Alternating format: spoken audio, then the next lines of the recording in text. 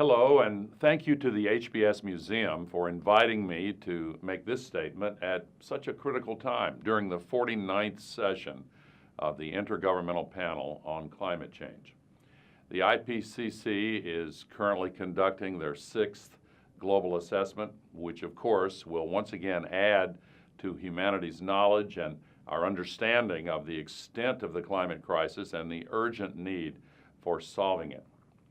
This IPCC meeting is one more chapter in the historic link between the city of Kyoto and the efforts by humanity to solve the global climate crisis. It's here, of course, where the Kyoto Protocol was adopted in 1997, marking the first step in implementing the United Nations Framework Convention on Climate Change.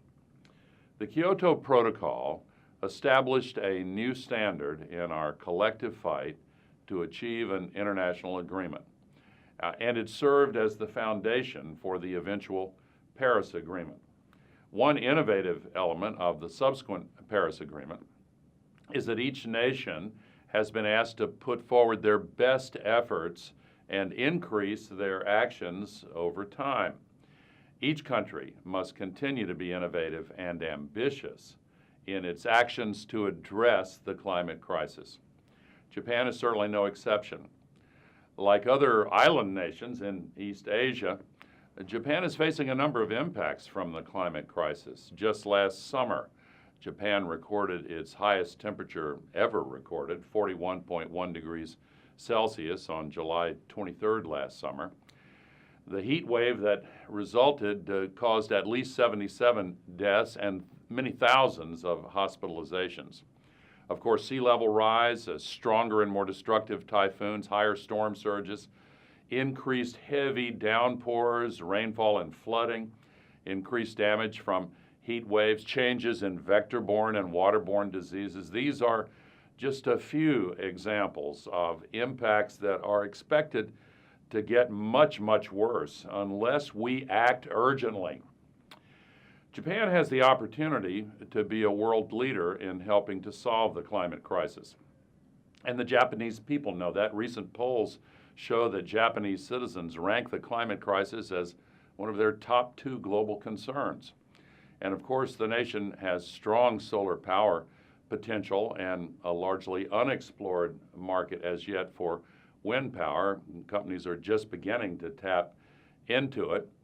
And that's why I'm so pleased that this symposium is focused on the important effort to decarbonize your society.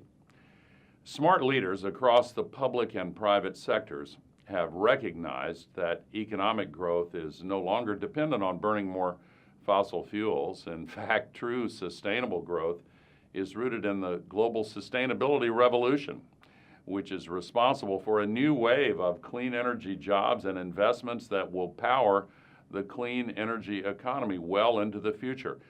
Electricity from solar and wind is now significantly cheaper than electricity from burning fossil fuels in almost every part of the world. It's one of the reasons, if I may add this, that I believe it's time, permit me to suggest, for Japan to reconsider its highly destructive policy of subsidizing the construction of many new coal-burning plants in other countries. I know some of the reasons why this practice continues, but we have a global climate, obviously, and the threats to Japan come from increases in global warming pollution all over the world. The new coal plants in Southeast Asia and elsewhere are one of the principal reasons why global emissions have started going up again. So I deeply respect the voices in Japan urging a change in policy to prohibit the forcing of Japanese taxpayers to subsidize the building of yet more coal plants in the world. This sustainability revolution is a source of great hope, after all. It is likely to have the magnitude of the Industrial Revolution and the speed of the digital revolution. And it can benefit substantially from more of the innovation and leadership that Japan and Kyoto are known for. This is a real and legitimate source of hope. It will also require cooperation, not just between nations, but within communities.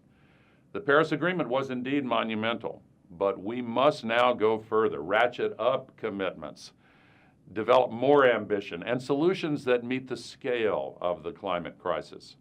We are now at a pivotal moment in our struggle to solve this crisis. We can win this, but we need to increase pressure on governments to act now. If anyone doubts that we as human beings have the political will to change, please remember that political will is itself a renewable resource. Thank you.